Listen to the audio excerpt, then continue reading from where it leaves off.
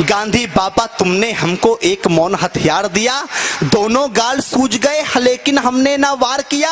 आदर्श तुम्हारे जिंदा है, बड़े महान हो तुम बापू, संपूर्ण विश्व में इस भारत की एक पहचान हो तुम बापू। अगर आपने चाहा होता तुम भी ऐश ले सकते थे, देश बेचकर अंग्रेजों से मोटा कैश ले सकते थे, स्वदेशी का नारा देकर दिन भर चरखा चलाते थे, देश का खर्चा ज्यादा ना हो आधा लैंप जलाते थे। आधी आजादी का बापू तुमको ही हकदार कहूंगा, कोई विरोधी तेरा होगा मैं उसको गद्दार कहूंगा। लेकिन देश के बंटवारे पर बापू गुस्सा तन जाता है।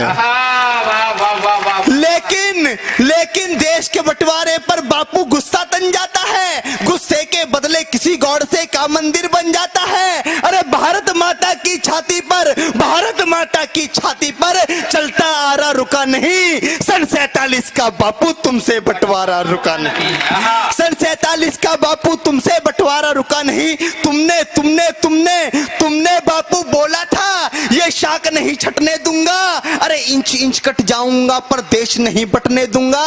अरे चंदा सूरज धरती अंबर, चंदा सूरज धरती अंबर सारे ही शर्मिंदा थे, जिस दिन देश बटा बापू उस दिन तुम भी जिंदा थे।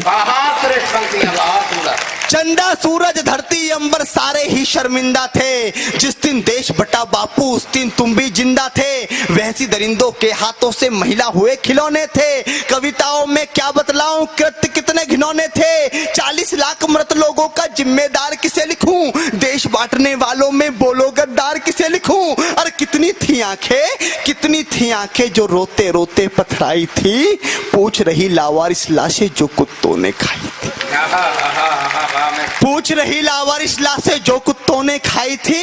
हिंदुस्तान की माटी का परिवेश अधर में छोड़ दिया।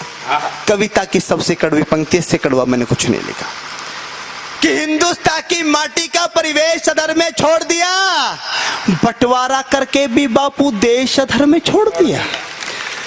हिंदुस्तान की माटी का परिवेश अधर में छोड़ दिया, बंटवारा करके भी बापू देश अधर में छोड़ दिया। अरे दो थप्पड़ के बदले में एक थप्पड़ तो मारा करते, अरे बंटवारा भी करना था तो ढंग से बंटवारा करते।